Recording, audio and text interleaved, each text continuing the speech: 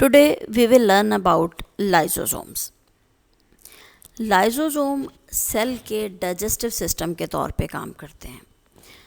Different तरह के materials हैं जिन्हें सेल ने डिग्रेड करना होता है. कुछ ऐसे मटेरियल्स हैं जो कि सेल के बाहर से उसके अंदर आते हैं और उनको डिग्रेड करना पड़ता है, और कुछ ऐसे कंपोनेंट्स भी होते हैं जो सेल के अंदर मौजूद होते हैं लेकिन उनकी फेट डिग्रेडेशन ही होती है. उनसे सेल को जो अपनी जान ही छुड़वाना होती है उसको डिग्रेड ही करना होता है. सो वो बाय प्रोडक्ट्स हो सकते हैं, वो डिफरेंट इस किस्म की प्रोटीन्स हो सकती हैं जो कि नॉर्मली नहीं बन सकी और वो अल्टीमेटली उनको डिग्रेड करना है. तो ये सारे काम सेल के अंदर लाइसोसोम्स ही परफॉर्म करते हैं. अगर हम इन्हें देखें तो ये बहुत ही सिंपल से स्फेरिकल वैक्यूल्स के तौर पे हमें नज़र आते हैं, और इनका साइज़ और इनकी शेप एक दूसरे से डिफरेंट हो सकती है. उसकी वजह ये होती है कि चूँकि सेल के अंदर डिफरेंट किस्म के मटेरियल्स हैं जिन्हें प्रोसेस करना है, उनको डाइजेस्ट करना है और उन्हें डिग्रेड करना है. सो उन मटेरियल्स के डिफरेंस की वजह से लाइसोसोम की शेप और इसका साइज़ एक दूसरे से फ़र्क हो सकता है. एक लाइसोसोम के अंदर तकरीबन कोई 50 डिफरेंट किस्म के एंजाइम्स होते हैं जो कि हाइड्रोलिटिक होते हैं, और ये enzyme basically rough endoplasmic reticulum के अंदर प्रोड्यूस होते हैं और उसके बाद इन्हें वहाँ से लाइसोसोम तक पहुँचाया जाता है ताकि ये अपना काम सेल के अंदर कर सकें. एक्चुअली लाइसोसोम के एंजाइम्स, जिन्हें हम लाइसोसोमल एंजाइम्स कहते हैं, ये कमोबेश हर तरह का बायोलॉजिकल मैक्रोमोलिक्यूल हाइड्रोलाइज कर देने की कैपेसिटी रखते हैं. जैसा कि हमने जिक्र किया कि लाइसोसोम के अंदर डिफरेंट तरह के लाइसोसोमल एंजाइम्स मौजूद हो सकते हैं. कुछ प्रॉपर्टीज़ ऐसी हैं जो सब एंजाइम्स में होंगी और वो सेम होंगी. मतलब डिफरेंट लाइसोसोमल एंजाइम हैं लेकिन इनकी एक्टिविटी है जो वो कम पीएच पे बेहतरीन होती है. जो इसकी ऑप्टिमल एक्टिविटी है वो एसिड पीएच पे होती है. इसकी वजह से हम ये कह सकते हैं कि ये लाइसोसोमल एंजाइम सारे के सारे एसिड हाइड्रोलाइसिस होते हैं. जिस पीएच पे ये एंजाइम बेहतरीन काम कर सकते हैं वो तकरीबन 4.6 है, जो कि एक एसिड पीएच है. और लाइसोसोमल बॉडी के अंदर प्रोटॉन्स की कंसंट्रेशन को मेंटेन करने के लिए प्रोटॉन पंप्स मौजूद होते हैं जो कि ऑर्गेनल की बाउंड्री मेम्ब्रेन पे हैं. जो लाइसोसोम की बॉडी के इर्द गिर्द मेम्ब्रेन मौजूद है, जिसे हम लाइसोसोमल बाउंड्री मेम्ब्रेन कहेंगे, उसके अंदर मौजूद प्रोटॉन पंप्स जो हैं उनकी वजह से प्रोटॉन की कंसंट्रेशन लाइसोसोम के अंदर मेंटेन रखी जाती है. लाइसोसोम के बाहर उसके इर्द गिर्द एक मेम्ब्रेन मौजूद होती है जिसे हम लाइसोसोमल मेम्ब्रेन कहते हैं.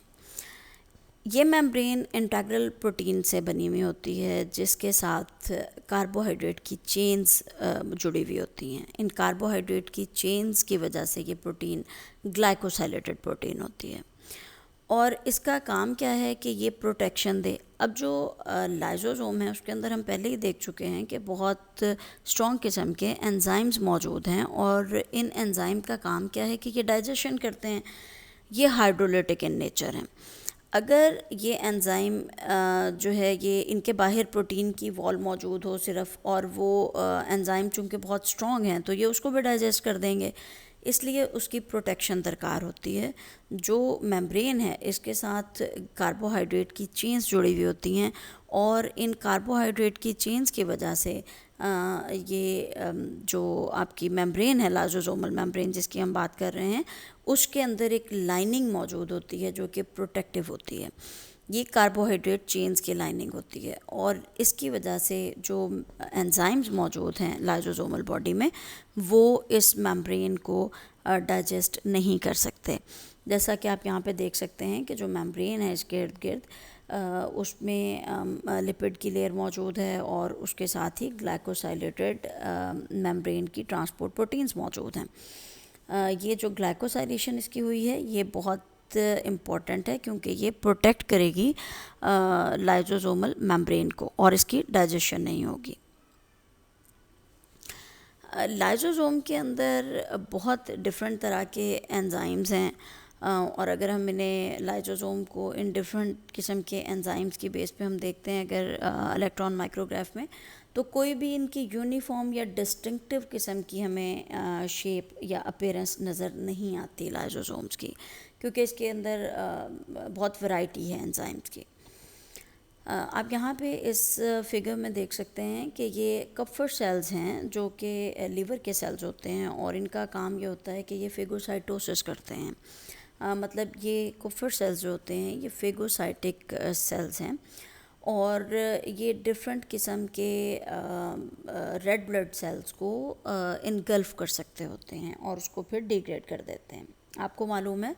कि जो रेड ब्लड सेल्स हैं उनकी एक सर्टेन एज होती है, और उस एज के बाद रेड ब्लड सेल्स जो हैं वो उनकी डेथ हो जाती है।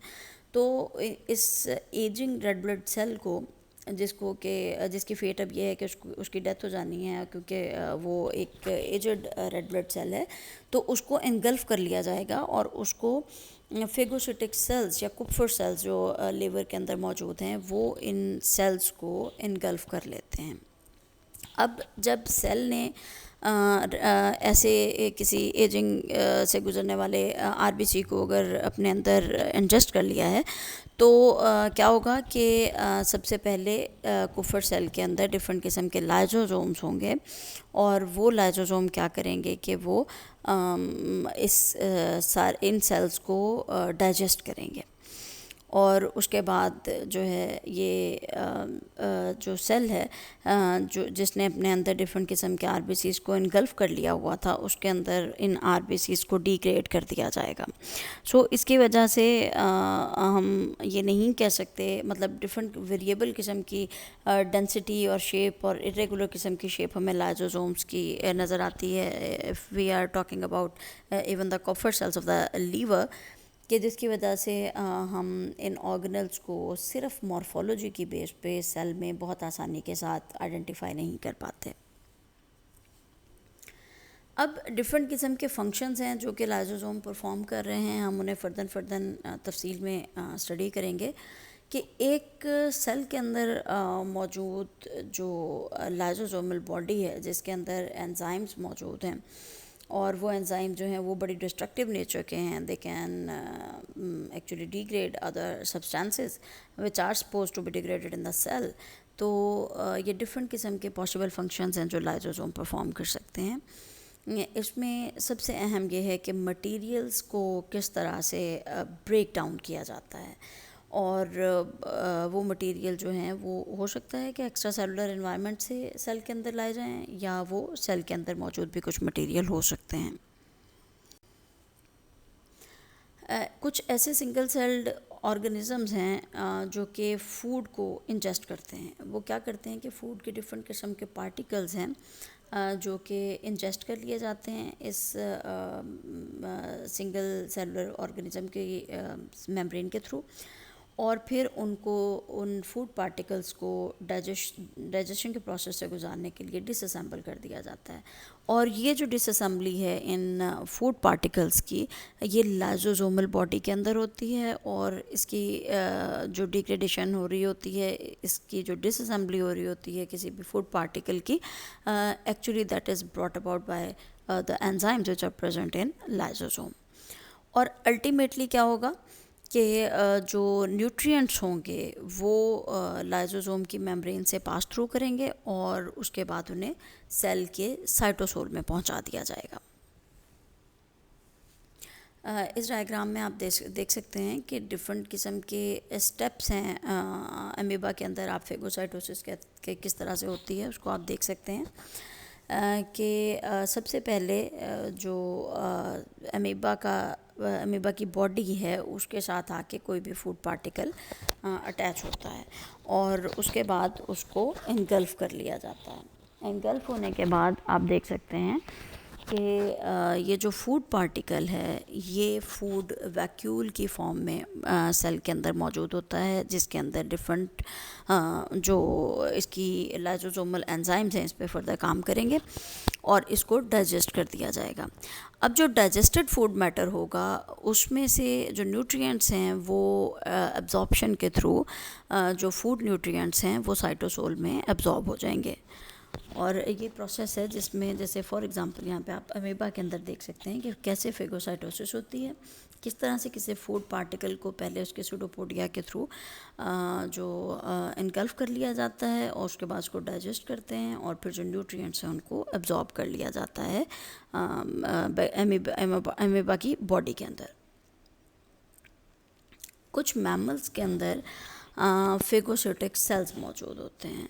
और ये फेगोसिटिक सेल एक्चुअली डिफरेंट तरह के हो सकते हैं। एक पॉसिबिलिटी ये होती है कि ये मैक्रोफेजेस हो सकते हैं, ये डिफरेंट तरह के न्यूट्रोफिल्स हो सकते हैं। और ये जो फेगोसिटिक सेल मैमेलियन बॉडी के अंदर मौजूद होते हैं, इन्हें ये किस्म के स्कैवेंजर्स होते हैं जो कि डेब्री को इंजेस्ट करते हैं। और इसके अलावा ये भी हो सकता है कि कोई डेंजरस किस्म का माइक्रो ऑर्गेनिज़म है जो कि इसके साथ सेल की सरफेस के साथ आके अटैच होता है या उसके अंदर एंटर होता है, तो उस डेंजरस किस्म के माइक्रो ऑर्गेनिज़म्स को भी जो है डाइजेस्ट करना ज़रूरी होता है। अब यहाँ पे आप देखिए इस डायग्राम में आप देख सकते हैं कि किस तरह से फेगोसाइटोसिस के थ्रू कोई भी माइक्रो ऑर्गेनिज़म बॉडी के अंदर, सेल की बॉडी के अंदर एंटर होता है और ये यहाँ पे फेगोसोम बन जाता है। अब फेगोसोम जो है इसके साथ आकर लाइजोसोम अटैच होता है। यहाँ पे आप देखिए कि गोल्जी कॉम्प्लेक्स से डिफरेंट किस्म की वेजिकल्स, आपने पहले भी गोल्जी कॉम्प्लेक्स को बहुत डिटेल से देखा है कि उसकी साइड से वेजिकल्स जो हैं वो कटती रहती हैं। इनके अंदर, इन वेजिकल्स के अंदर लाइजोसोमल एंजाइम्स मौजूद हैं और ये लाइजोसोमल एंजाइम कंटेनिंग लाइजोसोम जो है that will come in touch with this phagosome and it will actually make the phagolysosome. और ये जो फेगोलाइजोसोम है, now it is containing the micro organism as well as it is containing different lysosomal enzymes. So क्या होगा कि इन lysosomal enzymes की मौजूदगी में इस पार्टिकल को जो कि या इस माइक्रो ऑर्गेनिज्म को जो कि सेल की बॉडी के अंदर एंटर हो रहा है, इसको डिग्रेड कर दिया जाएगा और अल्टीमेटली जो रेजिडुअल बॉडी है वो बन जाएगी और फिर उसमें से जो एक्स्ट्रा का मटेरियल है इसको एक्सोसाइटोसिस के ज़रिए सेल से बाहर निकाल दिया जाएगा। बैक्टीरिया को जब इंजेस्ट कर लिया जाता है तो उसकी सबसे पहले इनएक्टिवेशन की जाती है और लाइजोसोम के अंदर चूँकि एंजाइम्स जो हैं वो बहुत लो पीएच पे होते हैं मौजूद, तो वो इस लो पीएच की वजह से सबसे पहले बैक्टीरिया को इनएक्टिवेट कर देते हैं और उसके बाद इसको डाइजेस्ट करते हैं। अब जो पेप्टाइड प्रोड्यूस होंगे, जब बैक्टीरियल बॉडी को डाइजेस्ट कर दिया जाएगा तो उसके डिफरेंट हिस्से हो जाएंगे और जो पेप्टाइड्स प्रोड्यूस होंगे इस डाइजेशन के नतीजे में उनको सेल की सरफेस पे पोस्ट कर दिया जाएगा। सेल की सरफेस पे वो पेप्टाइड्स जो हैं वो डिफरेंट किस्म के प्रोटीन्स हैं जो सेल की सरफेस पे, जैसे मेजर हिस्टोकम्पैटिबिलिटी कम्प्लेक्स मौजूद होता है, उसके साथ ये बैक्टीरिया के पेप्टाइड्स अपने आप को अटैच कर लेते हैं और ये सेल की सरफेस पे मौजूद होते हैं, इसलिए कि जो आपकी बॉडी का इम्यून सिस्टम होता है उसके सामने इन पेप्टाइड्स को प्रेजेंट किया जाता है ताकि जो इम्यून सिस्टम है वो इस चीज़ को डिटेक्ट कर ले कि बॉडी के अंदर फॉरेन एजेंट पहुंच चुका है और फिर इम्यून सिस्टम उसके अपने तरीके से इसको ख़त्म करता है और जो इस इन्फेक्शस एजेंट हो सकता है कोई या माइक्रोब हो सकता है जो कि एक फॉरेन एजेंट है जो बॉडी का पार्ट नहीं है, उससे इम्यून सिस्टम जो है वो बॉडी की जान छुड़वाता है। तो क्या किया जाता है कि ये पेप्टाइड्स जो हैं जो कि बैक्टीरियल बॉडी की डाइजेशन से आपके सामने आते हैं, वो सेल की सरफेस पे जाके उन्हें शो किया जाता है कि वो इम्यून सिस्टम के लिए प्रेजेंटेबल हों। लाइसोसोम्स सेल के अंदर ऑर्गेनल टर्नओवर में भी बहुत इम्पोर्टेंट रोल प्ले करते हैं। सेल के अंदर मुख्तलिफ़ तरह के ऑर्गेनल्स बनते रहते हैं, उनको रेगुलरली डिस्ट्रक्ट किया जाता है, उनको ख़त्म किया जाता है, फिर उनकी रिप्लेसमेंट होती है, नए ऑर्गेनल्स बनते हैं। ये सारा प्रोसेस भी सेल के अंदर होता रहता है। फॉर एग्ज़ाम्पल अगर हम देखें कि एक ऑटोफेजी का प्रोसेस है जो कि सेल के अंदर चल रहा है, तो उसमें क्या होगा कि कुछ ऐसे ऑर्गेनल्स, फॉर एग्ज़ाम्पल हम यहाँ देखते हैं कि एक माइटोकॉन्ड्रियन है, तो माइटोकॉन्ड्रिया के इर्द गिर्द एक डबल मेम्ब्रेन मौजूद होगी और ये एक ऑटोफेगोसोम बना देगा। ये ऑटोफेगोसोम जाके लाइजोसोम के साथ फ्यूज़ कर जाएगा और जो नई बॉडी बनती है उसको हम ऑटोफेगो लाइजोसोम कहते हैं, जिसके अंदर वो ऑर्गेनल भी मौजूद है which is suppose to be degraded by the cell, और उसके अंदर उसको डिग्रेड करने के लिए लाइजोसोमल जो एंजाइम्स हैं वो भी मौजूद हैं। एक्चुअली ऑटोफेगो लाइजोसोम के अंदर मौजूद इस वक्त जो माइटोकॉन्ड्रियन होगा वो होगा जिसकी डिग्रेडेशन मकसूद है, और अल्टीमेटली उसको डिग्रेड कर दिया जाएगा, उसका ब्रेकडाउन होगा, और उसके बाद जो उसकी ब्रेकडाउन से आने वाली प्रोडक्ट्स होंगी वो सारी की सारी सेल से बाहर निकाल दी जाएंगी। अगर हम एक नॉर्मल मेमेलियन लिवर सेल की बात करें तो उसमें जो माइटोकॉन्ड्रिया हैं कमोबेश हर 10 मिनट के बाद उनमें ऑटोफेजी का प्रोसेस होता है। अगर सेल एक ऐसी कंडीशन फेस कर रहा हो जिसमें कि सेल के पास पूरे न्यूट्रिएंट्स नहीं हैं, तो न्यूट्रिएंट्स की कमी की वजह से क्या होता है कि ऑटोफेजी ज़्यादा होने शुरू हो जाती है, अपने ही ऑर्गेनल्स को सेल ज़्यादा डिग्रेड करने लग जाता है, और उससे होता क्या है कि सेल के पास जो इन ऑर्गेनल्स की डिग्रेडेशन के बाद जो एनर्जी आती है उसकी वजह से सेल अपने लाइफ के डिफरेंट किस्म के प्रोसेसेस को कर सकता होता है, क्योंकि वो उससे एनर्जी हासिल कर रहा होता है, और इसके अपने ही ऑर्गेनल ऐसी सूरत में सेल को एनर्जी प्रोवाइड करते हैं जबकि सेल जो है वो न्यूट्रिएंट्स पूरे उसके पास मौजूद नहीं हैं, लैकिंग है। फॉर एग्ज़ाम्पल इस डायग्राम में आप देख सकते हैं कि किस तरह से एक माइटोकॉन्ड्रिया जो है वो सबसे पहले ऑटोफेगोसोम बनाता है। यहाँ पर ये आपको माइटोकॉन्ड्रिया नज़र आ रहा है, उसके बाहर डबल मेम्ब्रेन होगी और ये ऑटोफेगोसोम बना देगा। ये ऑटोफेगोसोम गोल्जी कम्प्लेक्स से कटने वाली वो लाइजोसोमल बॉडीज़ जिनके अंदर लाइजोसोमल एंजाइम्स मौजूद हैं और ये लाइजोसोम बना रही हैं, उसके साथ ये ऑटोफेगोसोम आके फ्यूज़ हो जाता है। इनकी फ्यूजन होने के बाद ऑटोफेगो लाइजोसोम बन जाएगा।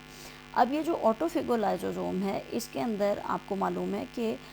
ये माइटोकॉन्ड्रियल बॉडी भी मौजूद है जिसको कि डिग्रेड करना है, प्लस इसके अंदर लाइजोसोम से आने वाले वो एंजाइम्स भी मौजूद हैं जिन्होंने डिग्रेड करना है।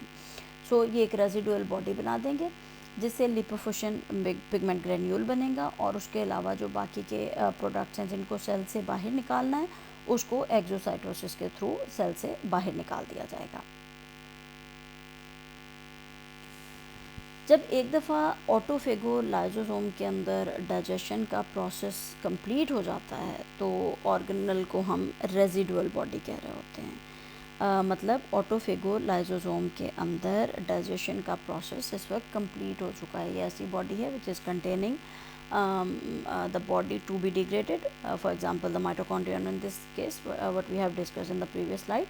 और उसके साथ लाइजोसोम के डिफरेंट डाइजेस्टिव एंजाइम्स मौजूद हैं, और अब डाइजेशन का प्रोसेस जब इसमें कंप्लीट हो गया है तो इस ऑर्गेनल को हम यहाँ पे रेजिडुअल बॉडी कहते हैं। अब जो कंटेंट्स हैं रेजिडुअल बॉडी के वो जाहिर है कि डिफरेंट होंगे, क्योंकि डिफरेंट किस्म की सेल टाइप्स हो सकती हैं, डिफरेंट किस्म के ऑर्गेनल्स हो सकते हैं जिन्हें डिग्रेड किया जा रहा हो। तो अब ये मुख्तलिफ़ किस्म के कंटेंट्स वाली रेजिडुअल बॉडीज़ मुख्तलिफ सेल्स के अंदर प्रोड्यूस होंगी, और अल्टीमेटली इन्हें इसमें से जो ऐसे कंटेंट्स है इसके कि जिन्हें सेल से बाहर निकाला जाना है वो सेल से एक्सोसाइटोसिस के ज़रिए उनको सेल से बाहर निकाल दिया जाएगा। और कुछ ऐसे इनके कंपोनेंट्स हो सकते हैं जिनको साइटोप्लाज्म के अंदर रिटेन करना है। सो उन्हें ऐसे जो इसके कंपोनेंट्स होंगे जो डिग्रेडेशन के बाद हासिल हुए हैं और उन्हें सेल की साइटोसोलिक रीजन के अंदर मौजूद रहना है साइटोप्लाज्म के अंदर, तो वो लिपोफिशन ग्रेन्यूल्स होते हैं, उसकी फॉर्म में उन्हें सेल की साइटोप्लाज्म में रिटेन कर लिया जाएगा। ये ग्रेन्यूल्स जो हैं किसी भी सेल की जिस तरह एज बढ़ती जाती है, अब डिफरेंट सेल्स की डिफरेंट एज होती है, तो हर सेल जितना एजड हो रहा होता है, जितना ओल्डर हो रहा होता है, उसके अंदर लिपोफिशन ग्रेन्यूल्स की तादाद वक्त के साथ साथ बढ़ती रहती है, इसलिए कि डिफरेंट किस्म के ऑर्गेनल्स उसके अंदर आके इसी तरह से डिग्रेड होते रहते हैं, और फिर उस डाइजेशन या डिग्रेडेशन के बाद ये बॉडीज़ सेल के अंदर बनेंगी और ये वहाँ पे जमा होती रहेंगी। अब कुछ सेल्स ऐसे हैं जिनकी एक प्रॉपर टाइम के बाद डेथ हो जाती है, हमें मालूम है। फॉर एग्जांपल आरबीसीज़ हैं, वो 120 डेज़ तक ज़िंदा रहते हैं। फिर कुछ ऐसे सेल्स हैं जो बहुत लॉन्ग लिव्ड हैं, जैसा कि न्यूरॉन्स हैं। तो न्यूरॉन्स जो हैं वो एक दफ़ा बनते हैं, उसके बाद उनको ख़त्म करके दोबारा से रिप्लेस नहीं किया जाता अक्सर केसेस में। तो ये ग्रैन्यूल्स वक्त के साथ साथ जितना एजिंग का प्रोसेस होता है उसको, अगर आप देखना चाहते हैं कि कोई सेल कितना ज़्यादा एजड हो गया है, उसमें मौजूद लिपोफिशन ग्रैन्यूल्स देख के आपको मालूम हो सकता है कि ये सेल कितना ज़्यादा एजिंग प्रोसेस फेस कर चुका है और ये कितना एजड सेल है। ऑटोफेजी के बारे में ये भी बहुत इम्पॉर्टेंट बात है कि कुछ ऐसे थ्रेट्स हैं जो कि इंट्रासेलुलर थ्रेट्स हैं, जो कि सेल को फेस करने पड़ सकते हैं। फॉर एग्ज़ाम्पल, अगर सेल के अंदर आपको पता है डीएनए से आरएनए और आरएनए से प्रोटीन बन जाती है, ये प्रोटीन ऐसी है कि जो नॉर्मल नहीं है, इस या प्रोटीन डिफरेंट किस्म के आपस में मिलके एग्रीगेट बना देती हैं। तो वो जो प्रोटीन के एग्रीगेट्स होंगे डेफिनेटली वो फंक्शनिंग नहीं होंगे, या उसके अंदर मौजूद वो प्रोटीन्स प्रॉपरली फंक्शन तो नहीं कर सकती जो आपस में एग्रीगेट बना रही हैं, मतलब वो एबनॉर्मल प्रोटीन एग्रीगेट्स हैं। सो अगर वो सेल के अंदर मौजूद रहेंगे, वो सेल को डिफरेंट तरह से डैमेज करेंगे। इन प्रोटीन के एबनॉर्मल एग्रीगेट से सेल को अपनी जो है जान छुड़वानी है, उसको ख़त्म करना है, उसको जो है ऑटोफेजी के थ्रू डाइजेस्ट करके ख़त्म कर दिया जाएगा। इसी तरह से सेल के लिए एक और थ्रेट हो सकता है जो एक्स्ट्रा सेलुलर नेचर हो सकता है, कि कोई ऐसा माइक्रो ऑर्गेनिज़म या कोई बैक्टीरिया है जो कि आके सेल को इन्वेड करता है और वो सेल के अंदर एंटर हो सकता है। अगर ऑटोफेजी का प्रोसेस ना होता हो तो इन थ्रेट्स को सेल इनके साथ कैसे कोप अप करेगा? यकीनन ऐसे एबनॉर्मल प्रोटीन एग्रीगेट्स अगर सेल के अंदर मौजूद रहेंगे तो ये उसकी फंक्शनैलिटी को डैमेज कर देंगे। इसी तरह से अगर कोई बैक्टीरिया बाहर से आता है तो हो सकता है वो पैथोजेनिक इन नेचर हो सकता है वो कोई इन्फेक्शन कॉज कर दे, हो सकता है वो किसी बड़ी डिजीज़ की डेवलपमेंट की तरफ ले जाए ऑर्गेनिज़म को। सो ये वजह है कि ऑटोफेजी बहुत ही इम्पॉर्टेंट रोल प्ले करती है और किसी भी ऑर्गेनिज़म को ये प्रोटेक्ट कर रहा होता है ये प्रोसेस।